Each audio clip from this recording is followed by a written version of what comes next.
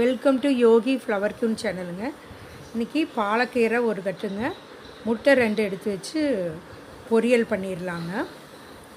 வாங்க வீடியோக்குள்ளே போயிடலாம். ஒரு வானலி எடுத்து வச்சுட்டுங்க, ஆயில் ஒரு 3 ஸ்பூன் ஊற்றிக்கலாங்க. கடுகு கடலைப்பருப்பு போட்டுக்கலாங்க. நல்லா சூடான உணவு கடலைப்பருப்பு பொன்னிறமாக வந்து வருங்க. வெங்காயத்தை இதோட பொடி பொடியாக நறுக்கி வச்சு வெங்காயத்தை ஆட் பண்ணிக்கலாங்க. 2 பல் பூண்டு தட்டி போட்டுக்கலாங்க, நல்லது. 4 வரமிளகா, ஒரு பச்சை மிளகா போட்டிருக்கிறேங்க. நல்லா பரட்டி விட்டுறலாங்க. பொன்னிறமாக ஆன பிறகு ஆனியன் இதோட ஆட் பண்ணிக்கலாங்க. 5 வெங்காயத்தை 2ஆக கட் பண்ணி போட்டிருக்கிறேங்க. நல்லா பரட்டி விட்டுக்கலாம். வெங்காயம் கண்ணாடி பதமாக ஆன பிறகுங்க கட் பண்ணி வச்சுருக்கிற பாலக்கீரையை இதோட ஆட் பண்ணிக்கலாங்க.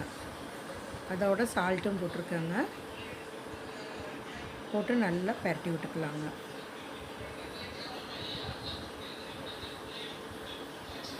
நல்லா வணக்கி விட்டுங்க.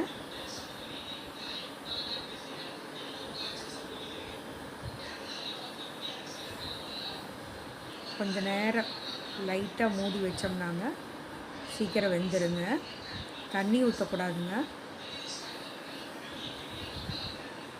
நல்லா வணக்கி விட்டு கீரை வந்து வரது நடுவில் அப்படியே கீரைக்கு நடுவில்ங்க அந்த மாதிரி பண்ணி விட்டுங்க. சும்மா கொஞ்சம் ரீஃபண்ட் ஆயில் 1 ஸ்பூன் விட்டுங்க. 2 முட்டையை அதில் ஊற்றிடலாங்க.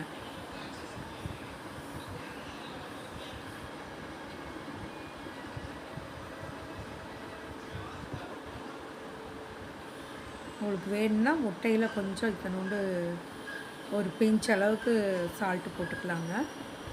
நல்லா பெரட்டி விட்டுருங்க. நீங்கள் தேவைன்னா முட்டை வேண்டாதவங்க நடக்கல்ல கூட பொடி பண்ணி போடலாங்க, தேங்காய் பூ போடலாம். உங்களுக்கு என்ன சௌகரியமோ அது போட்டு நீங்கள் வணக்கலாங்க.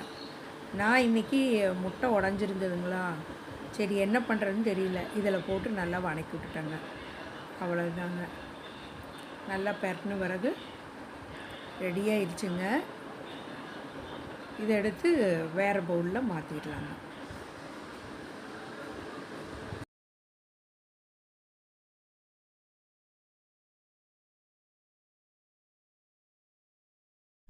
தேங்க்யூ ஃபார் வாட்சிங் மக்களே.